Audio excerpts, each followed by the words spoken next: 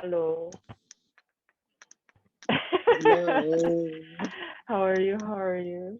Good, girl. How's it going? It's okay. I'm like trapped in Australia. Right. How long you still need to be there? Well, my appointment got rescheduled for the 9th of August. Oh. So it's pretty long. And it was the original appointment was like the 28th of June. So Oh. I've been here for like a long ass time. Yeah. Okay, so then so then what do you do? Like you Yeah, I've been trying to work having it fun? out, but I can't leave the house.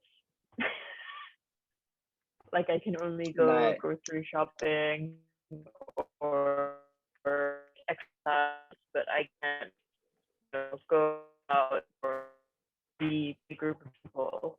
It's not allowed. Mm-hmm. I see. So Wow. yeah, so hopefully they And lift it soon. okay. I'm going back to New York September, I guess 6th. Mm. I'm just like kind of planning out. But after that, like, you're gonna receive your O1 visa, no O1 visa, Australian visa. No, Sorry? I'm doing the E3. Yeah. E3. Okay, it's gonna be 2 or 3 years. 2 years. 2 years. Wow. Okay. So like I think my O1 visa gonna be expired by next May. So which is yeah. It's been How come it's so fast? Yeah, it's becoming almost 2 years now. So I was like, wow, that's such a like short amount of time. So I'm like kind of tired to update my visa situation again. So I kind of like going to apply to green card, I guess, next time. So then, yeah, it might gonna take longer time, but I'm just kind of like, like every single time like applying O1 visa gonna take around like $6,000, which is huge, So expensive. Yeah, in fact. Yeah. We should enter the lottery. Yes. So true. Yeah, Totally, I think so that's a good idea. Yeah, just like some hope, Yeah, please, Yes. knocking on Biden's door. Please Like, give me. my give us friend the green actually card. got one. Yeah, my friend's boyfriend got one, and then this other girl I talked to who was moving to New York also got it. So I was like, maybe it's possible. Right. It's like seems like no. I think of course it's quite hard, but at the same time it's also realistic as well.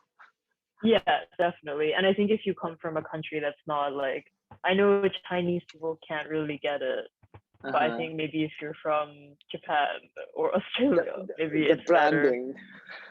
Better. Yeah. That's a brand. Yeah. But wait, is there any people from your school? Oh yeah, I asked this guy called Tristan. Oh yeah, I think he's like waiting in the waiting room. So right now we have around 10 people waiting in the waiting room. So I think we should kind of like should start, but at the same time I'm still waiting our students. Oh, I think like they're here. So I'm gonna just like bring our students in and then just have like a little bit like chat, and then we're gonna just invite other audience into the room. Okay. Natsuki. 1, 2, 3. There's Nozomi. Okay. Hello. Okay. Hi. Hi. Aloha. So, you guys ready? Yeah. Okay, cool. So right now, our guests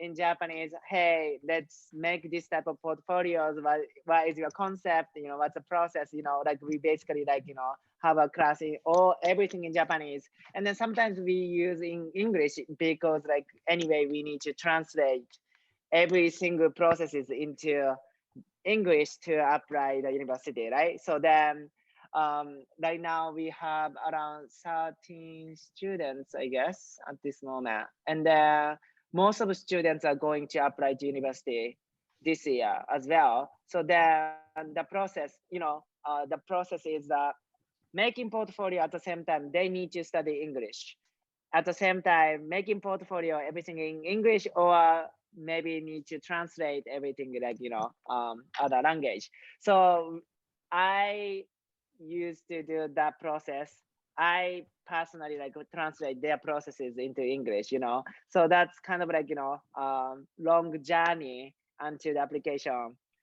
So then since we have, some students, that I realized that like if teachers could teach everything in English, that's so much faster, and it's so valuable for my students as well to improve English.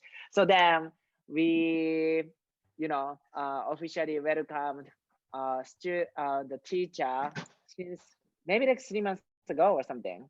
So then, right, 3 months ago, we start the new class. So then today we are going to have a very first presentation from that class. Okay, so my design lab has like different type of like courses. One is online course, which is one-to-one course with me. I teach them in Japanese. I advise them, blah blah blah. What about this? How about this school? That type of like course. And another course is studio course. Studio course is like we open the studio in March in Tokyo. So the studio students are working on their collections as their atelier. Okay, so there another course called Sarah's class, which is a teacher's name. So Sarah's class basically like 1 day a week course. So we basically like Sarah's course students also take my class as well. So I teach, and then Sarah also teach them as well. So like in Japanese class and then in English. So basically developing fashion portfolios. That's kind of like very quick introduction about the design lab and then this class. Okay, you guys have any questions? Good. So I also love to have like, self-introduction from the guests later after Sarah's introduction. Good. Okay, so please welcome teacher Sarah Lee. Yay. Hi, I'm Sarah. I did my undergrad at the University of Technology, Sydney in Australia, and I graduated last year from Parsons MFA during COVID, and then have been working in New York and just like in my transition period from like getting a visa and all of that kind of stuff. But I've also been taking this class, teaching kind of like English and fashion portfolio to Japanese students. And a really like learning experience for all of us, but in like a very positive way. I think it's very like inspiring to see the work coming out of it, and just like because when you leave school you kind of like leave that mindset behind in a way, but then having to kind of like re-engage with it, it also makes you like look fashion and like continue to be like inspired by like this stage of like fashion design, emerging designers, that kind of thing, which I think is also very important in all of that. So I'm pretty excited for them to share what they've done in like our short time together, and I think they've improved a lot over the course of our like exchange. So yeah, I'm pretty excited for them to present. Yeah. So I think like a little bit talk about the story behind why we did this type of class. So like during the COVID, I've decided to like kind of like, make my design lab bigger scale. So like I kind of like, decided to have like more students, and then also like during COVID, we didn't like the students basically like couldn't really have like physical classes. So I was like thinking about the potential of online classes, right? So then I just kind of like realized that like, oh, since everything's online, like the like the borderline between country and country are kind of like doesn't matter. We just kind of like could have a guest or new teachers or something, and student could be anywhere. So I was like, okay, then maybe like we should have like another teacher to make my education system becoming much more international. So then I was like casually talking to Sarah, hey, what's up? What are you doing? And then like Sarah is about graduating like MFA. And I was like, what you want to do? Blah, blah, blah. And then like, of course, it's so difficult during COVID to finding job, like, that kind of stuff. And I was like, oh my God, that's such a like, shame, like Sarah has such a talent, and then like why she needs to just like, be struggle about, those like after graduate stuff. And I was like, oh, maybe like we can do something. At the moment, Japan was so much better than US about like COVID, situation. So then I was like, oh, maybe like it could be like good, like relationship, to designer, to be a teacher for my students, those type of stuff. And then like we kind of casually like started, hey, let's do the talk first. And then after the talk, my students loved Sarah's portfolios and Sarah's personality, everything. Like they're like, oh my gosh, she's like so amazing. Like, they loved her personality. So I was like, oh, maybe she could be a teacher. So then we just kind of like started from 3 months ago. So that's a kind of story now. So then today we decided to have our first presentation. So this time, like 1, 2, 3, 4 students are going to have a presentation for you. So then this is like one more. They haven't finished their portfolio yet. So they are like in progress. So they are like, what they are doing, it's not making garments. So they are like more about like creating concept, like kind of finding their own styles. So more kind of like experimental style at this moment. So like, they're like kind of like how to express themselves, that type of stuff. So like, please don't judge by what are you doing? It's not garments, at this, kind of level, like more about kind of like, practice for the presentation first, and then practice for expressing themselves. That's a kind of moment. And then also they are going to mention why they are doing, like what's their future plan or something. So you're gonna get like more clear answers. But before the presentation, I wanna also introduce some of our amazing guests. So maybe go to Jennifer. Would you mind to introduce yourself? Oh, you're mute now. Hello. Hello. Hi, so my name is Triva and I'm from Iceland, and I did my bachelor's degree in fashion design in the Iceland University of the Arts, and I graduated there in 2014. Then I proceeded to go to Paris College of Art, and I was with Sho in that course, and we graduated together. And then after that, I did a textile course in the Reykjavik School of Visual Arts. And since I graduated there a year ago, I've been working on my collection, and I presented a screen printed collection. And yeah, I've been focusing a lot on like printmaking, and yeah, I do like all my clothing from like, yeah, basically A to Z. And then I've been doing some teaching as well. And yeah, I guess that's it. Great. Thank you, Jennifer. Thank you for joining today. That's so great. Yeah, Thank as you she for said, inviting like, me. thank you. We graduated together at the PCA in 2017. It's been almost 4 years. That's crazy, but thank you. It's way too long.